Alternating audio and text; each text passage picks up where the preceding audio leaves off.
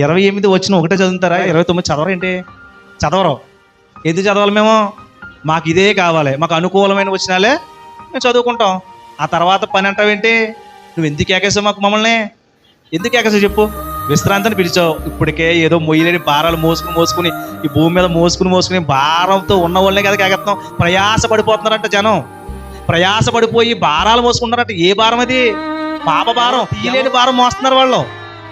అప్పుడు అన్నాడు, రండి నా దగ్గరికి వచ్చి మీరు విశ్రాంతి తీసుకోండి. చాలా బాగుంది కదా ఈ మాట, ఎంత బాగుందో కదా. ఈ ఒక్క వచనమే కావాలి మాకు.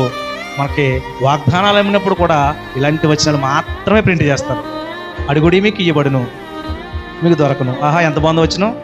యెహోవా దహించు అగ్ని. మేము తీసుకోమండి, మాకు కాదు అది. సైన్యములకు అధిపతి యెహోవా నీ మీద గర్జించుచున్నాడు. మాకు వద్దండి, మాకు కదా వచనం. ఆయన స్వరము ఉరుము వలె ఉంది.